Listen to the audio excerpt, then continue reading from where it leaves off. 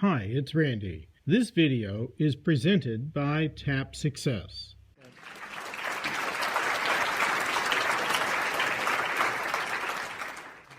I'm experiencing in my life that the current is speeding up. I'm looking forward to it, and yet I also feel I have nervousness about it, or anxiety about it. Okay, if I let go of the paddle and just let it take me, it's moving in the direction that I want it to move, but it's speeding up. It's getting faster. But here's the thing, because everything's relative. Imagine an airplane high in the sky, 50,000 feet up there, and going 600, 700 miles an hour. And you're looking out the window and everything's just, the landscape's going by and all is well. Put that same aircraft on the ground at that speed and it would be a white knuckle flight for sure. Because in the air there's little resistance and on the ground there's a lot of resistance. And so from your place of resistance you're speculating a fast moving stream, and we're saying from your place of resistance a fast moving stream is going to be a little hard to deal with. But when you turn and go downstream and turn and go downstream and turn and go downstream, now you're going with the flow and now you're having a lovely ride. In other words, everything's relative. When Jerry and Esther look at what they are achieving, what they are accomplishing, and what they are personally dealing with on a day-to-day basis, they can't even wrap their thoughts around it in relationship to who they used to be and what they used to do.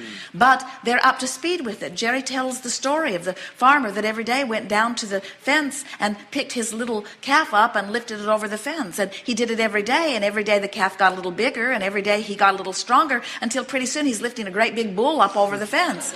And Jerry said that sort of feels a little bit like what we're doing, and we say it's not like that in the sense that you're lifting heavier and heavier things. It's like that in the sense that you're leveraging yourself in more efficient ways by utilizing the vibrations of the universe instead of bucking the current. When you get in sync with the energy, it takes very little action. But so many of you don't get in sync with the energy, and you use your words and your action and you fight the current, and then you get tired and exhausted, and then you say, if it takes this much effort and this much energy to do this little bit, then it must be a whole lot more when it really gets rolling. And we say, no, when you're flowing with it, you don't even feel it. It feels like flying and soaring. It doesn't feel like working hard, you see. So many fairies of the universe come in concert to assist you in whatever you're wanting. So it's like doors are opening for you, and so much of the energy that you were expending in just getting by, you're no longer expending in that way. Jerry and Esther talk about this all the time, that they have the same 24 hours and the same willingness to apply a certain percentage of that to their life's work day after day, but the accomplishment is huge in comparison with what it used to be, even though they're not working any harder, they're not working any longer. In other words, they are applying themselves more deliberately, and they are leveraging themselves so much more effectively. But that's what we meant earlier when we said you can't assign how many hours in a day and how many dollars per hour. You can't come up with the kind of income that some people are earning. There are billionaires on your planet that you cannot sort it out in terms of hours and time and energy. There has to be something else that's involved in it, and what it is alignment with their own dreams, you see. So again, we're going to ask you to talk to us about dollars. Make it real. In other words, what kind of thing do you say about dollars as you move through the day? Not theoretical, not analytical, not analogies. Talk to us about the nitty-gritty of money in your life. Money comes and money goes. Money in and money out. Now, how does that feel? Money in and money out. Money in and money out. Are you saying money in and money out? Or are you saying money in and money out? How do you mean that? Pretty much I say money in, money out. It's like breathing. It comes and goes. That's been my experience. When I've needed it, it's there. It manifests. Now, these are all downstream. Yeah, and I want to raise the bar. I would like to raise the bar in terms of quantity, of in and out, both. I'm happy to spend it. I'm happy to receive it. Yes. And I'd like to play with it much more. Yeah. All right, now that was your first upstream comment. Okay. In other words, money in, money out, and I can see how it could expand, and how in the same way that this money comes and goes, that a little more money could come and go. I can feel that, but I would like a lot more money to come. That did you feel resistance in that at all, even a twinge of it? If not, then just keep talking, because if there is resistance in it, the more you talk, the more it will show up. Okay. And if it isn't there, then it won't. Okay. So what do you mean more money? More of it available to me more often. Is it starting to feel more upstream? More of it available to me, meaning it's not available now, more often. You see what we're getting at? So now turn those thoughts downstream as best you can. All the money I need is always available to me at any moment. Keep talking. Um, I've often had the experience of not knowing where it was going to come from, and there it was.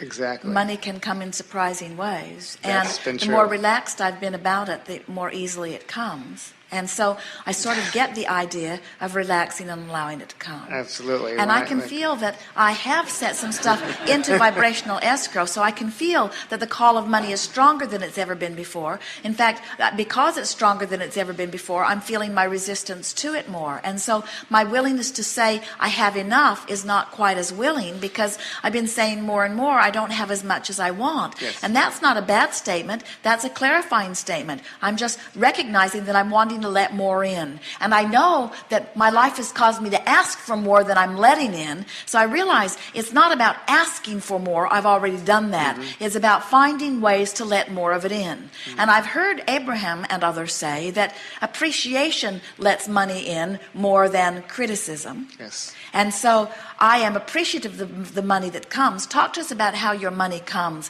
and how you feel about that. How my money comes now? It's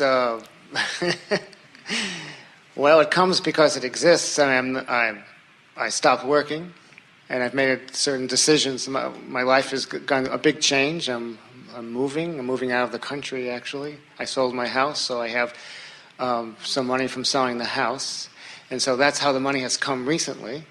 And I don't know where it's going to come next time or in the future, and I trust that it will. And so you see, that's where your bugaboo is, because what you're feeling is you're saying, well, I performed action and I amassed money and I purchased property which I now am selling, and now the sale of the property is giving me some revenue, but there is an ending to that.